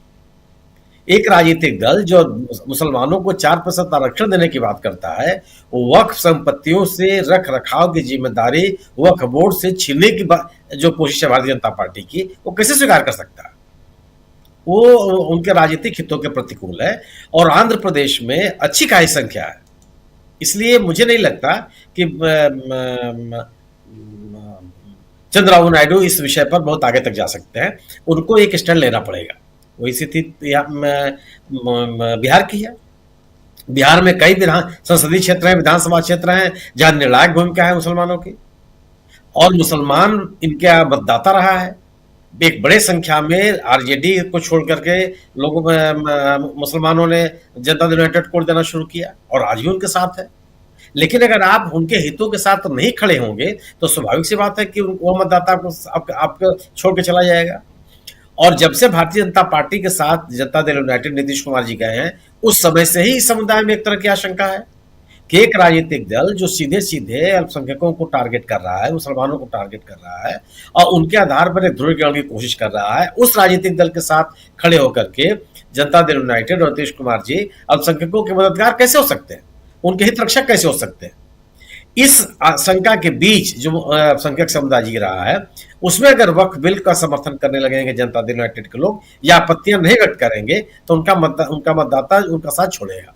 एक बड़ी चुनौती उनके सामने है और इस चुनौती से कैसे निपटेंगे आने वाला समय बताएगा। रही बात ग्रोथ की, देखिए मैं तो सौभाग्यशाली हूं कि मैं महाराज सोचा जी से मिला।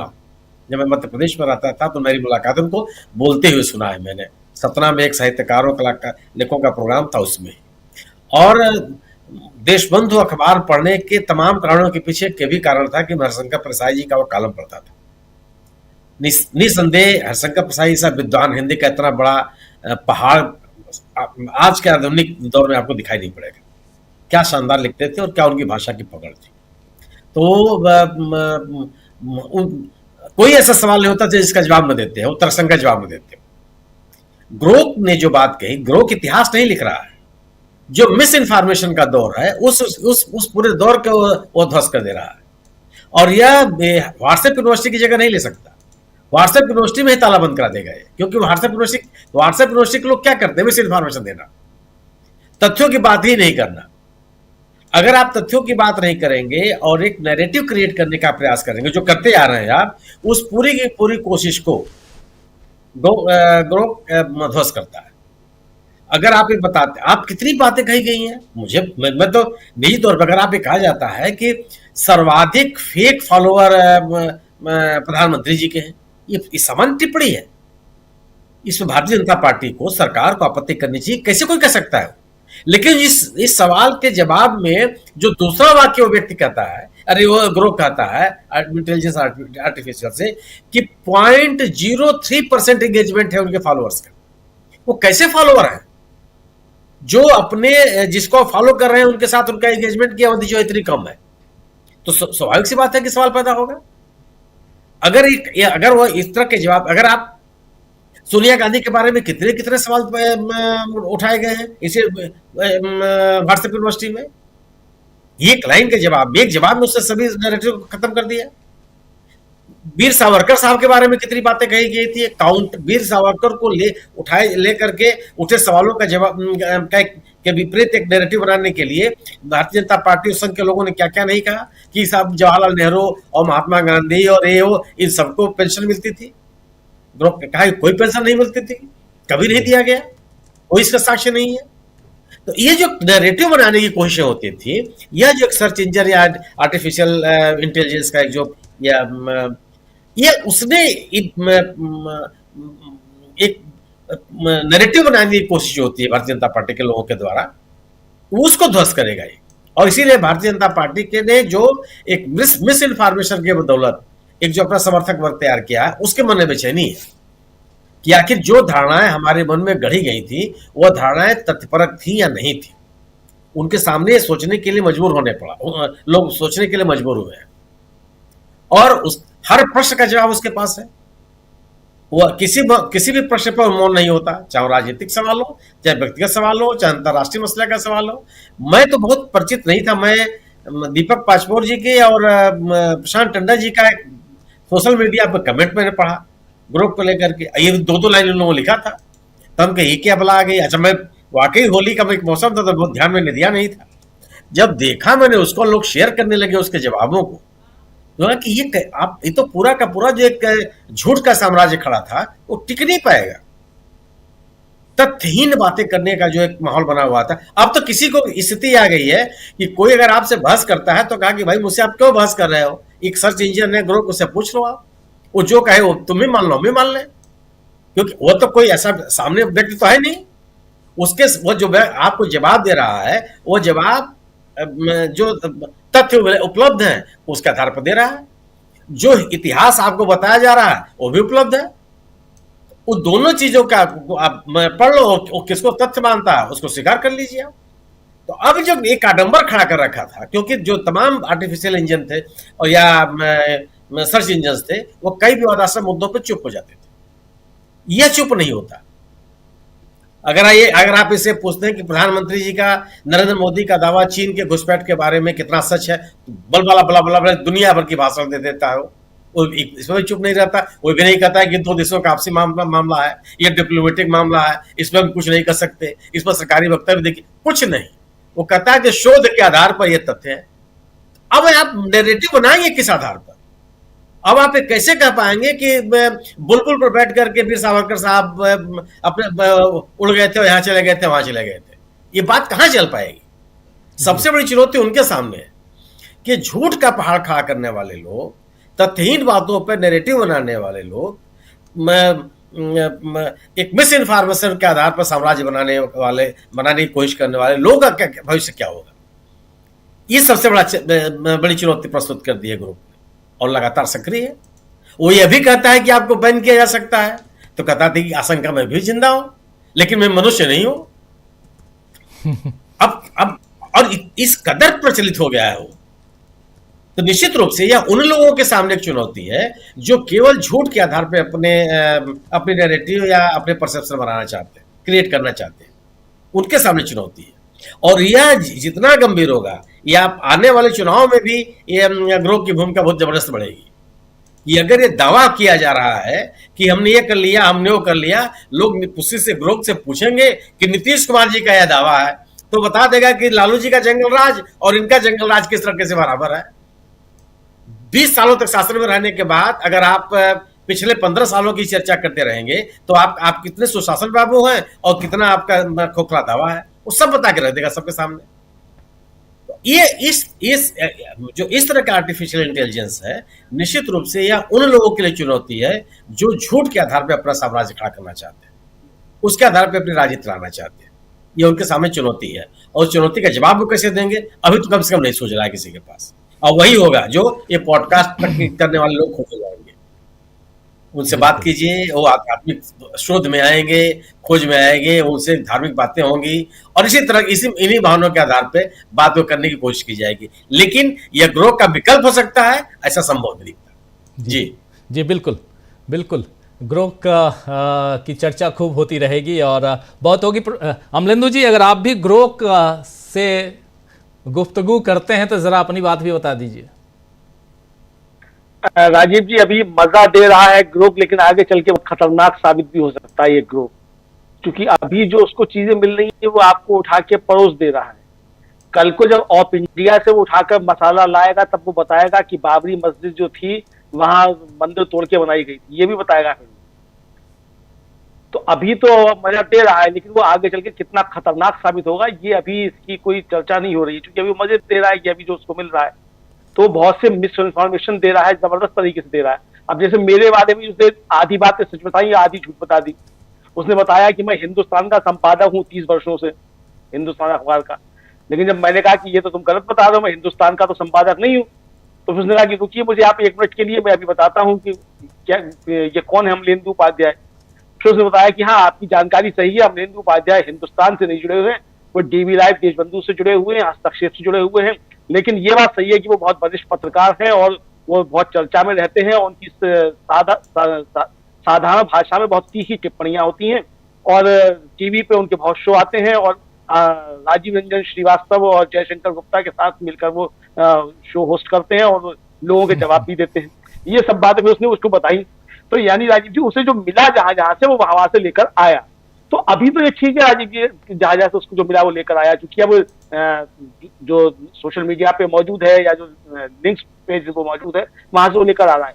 लेकिन जब ये बात IT सेल की समझ में आ जाएगी तो 100 जो है फर्जी साइट्स भी लॉन्च कर दी जाएंगी, और उनको बताया जाएगा कि सावरकर बुलबुल पे बैठ के जाते थे, तो वो भी बताने लग जाएगा कि सावरकर बुलबुल पे जाते थे, तो बताएगा कि देखिए फला जगह दिया हुआ है। तो ये बड़ी खतरनाक चीज है, क्योंकि ये आर्टिफिशियल इंटेलिजेंस है, तो ये आर्टिफिशियल ही है, ये चीज समझना होगा। तो अभी मजे लेने के लिए अच्छा है ग्रुप जो है, और मजे सब ले रहे हैं, हमने भी थोड़े से मजे ले लिए उससे, वो ठीक है। लेकिन हाँ, आर्टिफिशियल इंटेलिजेंस का राजीव जी जो अन्य क्षेत्रों में उपयोग हो रहा है, खासतौर से मेडिकल के क्षेत्र में जो हो रहा है, वो बहुत ज्यादा लाभदायक है। और वही है कि जो हम लोग राजीव जी अपने छात्र जीवन में जब होती थी डिबेट्स, तो उनमें विषय आता था बहुत, उसमें मतलब हिस्सा लिया है कि विज्ञान अभिशाप है या वरदान। तो उसके पक्ष होते थे, विपक्ष होते थे कि कुछ कहते थे विज्ञान जो अभिशाप है, कुछ कहते थे वरदान है। बात यही है कि आप उसको किस तरीके से इस्तेमाल कर रहे हैं। तो ये भी चूंकि वैज्ञानिक चीज है, आर्टिफिशियल इंटेलिजेंस है, तो आर्टिफिशियल इंटेलिजेंस को आप किस तरीके से इस्तेमाल कर रहे हैं इस पर काफी कुछ निर्भर करता है। तो जो मजे के लिए इस्तेमाल कर रहे हैं उनको मजे की चीजें बताई जा रही है, लेकिन जो इसका सही तरीके से उपयोग करना चाहते हैं, वो चाहे किसी भी क्षेत्र में हो, वहां ये अच्छे काम कर रहा है। खासतौर से मेडिकल के क्षेत्र में आर्टिफिशियल इंटेलिजेंस का बहुत ज्यादा उपयोग शुरू हो गया है, और बहुत सी बीमारियां वो पहले से आपके सिम्टम्स के आधार पर प्रिडिक्ट कर सकता है। इस तरह की चीजें भी राजनीति आ रही। बिल्कुल बिल्कुल, तो बहुत कुछ है आने वाले समय में। जी सुनील शुक्ला जी कुछ जोड़ रहे हैं जी। नहीं, अमलेंदु जी ने जो बात कही कि जैसे मान लीजिए कि उन्होंने स्पेसिफिक जिसे उदाहरण दिया, यह जो ग्रोथ ले आ रहा है वह जो ऑथेंटिक सोर्स है, ये उस सोर्स की बात करता है। अगर बाबरी मस्जिद और राम जन्मभूमि के मसले में सुप्रीम कोर्ट ने अगर ये कहा है कि इस बात के कोई प्रमाण नहीं मिलते हैं कि मस्जिद मंदिर को तोड़ करके मस्जिद बनाई गई थी, तो वह ग्रोथ के लिए महत्वपूर्ण है। अगर आप IT सेल के लोग माने प्लांट की गई सूचनाएं ग्रुप के लिए महत्वपूर्ण नहीं है।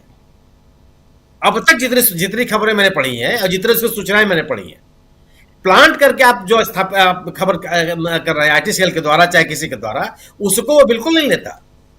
ये अभी तक एक भी ऐसा उदाहरण नहीं। ये जितनी बातें हम लोग कर रहे हैं IT सेल के लोग तमाम तरह के स्थापित कर चुके हैं।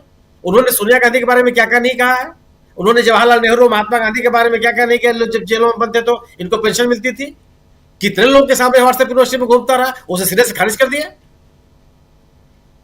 प्लांटेड खबरों को ये अभी मैंने उसके सामने जो ऑथेंटिक सोर्स है, उस सोर्स के से खबरें दे रहा है।